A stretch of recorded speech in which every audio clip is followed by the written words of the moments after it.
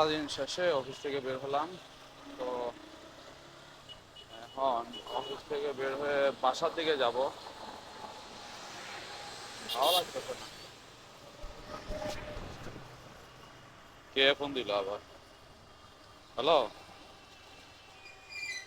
হ্যাঁ, বল। কই তুই? সিফাতের চায়ের দোকানে? আচ্ছা আচ্ছা, সিফাতের চায়ের দোকানে আসতেছে। ওকে। তো আমার বন্ধু স্মার্ট বয় ফোন দিয়েছে,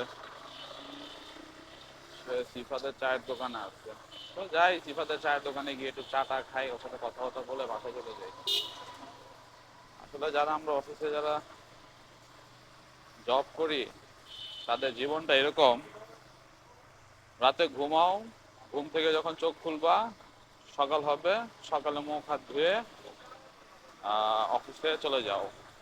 আবার যখন দিনের আলো শেষ হয়ে আসবে, অফিস শেষ, বের হও,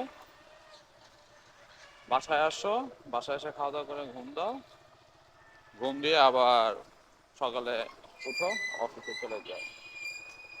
মানে আমার মনে হয় কি জানেন, মানে আমি একদম পুরা দিনের আলো পুরো ভুলে গেছি। মানে কতদিন যে সকাল দেখি না, সূর্য আলো দেখি না। আর বিশেষ করে আমাদের যে আহ 10টা 11টা 12টার দিকে যে রাস্তাঘাটের ভিউ, মানে এগুলো আমি সবই ভুলে গেছি।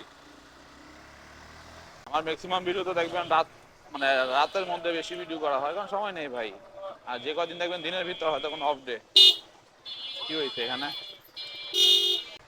আমার গাড়ির কি টাইমিং চেনের সমস্যা হয়েছে? আই থিঙ্ক আমার গাড়ির মনে হয় টাইমিং খুব দুর্বল হয়ে গেছে। কি একটা রিস্ক নিয়ে টান দিছি রে ভাই। যদি একটু গাড়ির রেডি পিক আপটা যদি স্লো হয়ে যেত না, একদম পুরা ভরা খাই যেতাম। এই সুজুকি বাইকের একটা জিনিস ভালো লাগে, রেডি পিক আপটা দুর্দান্ত ভাই, সেই সেই মানে ইনস্ট্যান্ট পাওয়ারটা যে উঠে, মানে বলার মতো না। মানে গাড়ি পাস করার জন্য অল দ্য বেস্ট।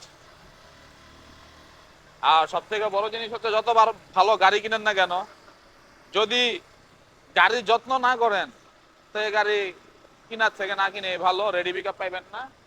কারণ আমার গাড়ির বয়স হচ্ছে 5 বছর, এখন আমার গাড়ি দেখতে একদম নতুনের মতো। কেন ভাই? আমি গাড়ির যত্ন করি অনেক বেশি, কারণ যত্ন করলে রত্ন মিলে, একটা কথাই আছে। তা আমি যত্ন করছি, রত্ন মিলছে। দেখুন অবস্থা, আরে সর্বনাশ বলি। হেলমেটটা মনে হয় প্যাকেট পিছন দিয়ে খাবড়াই যাচ্ছে।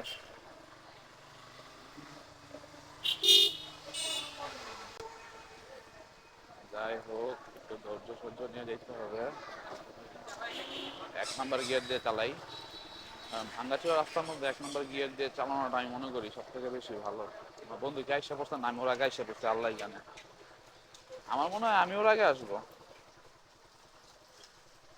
কারণ আমি রাস্তা ফ্রি পাইছি তো। যাই হোক যাই হোক যাই হোক যাই হোক। দেখি দেখি দেখি, এই যে 2 নম্বর স্ট্যান্ড। এই চাচ্ছ, আমার গাড়ি একটু ফাঁক পেলে, ও যদি না আসে আমি একটা টান দিব।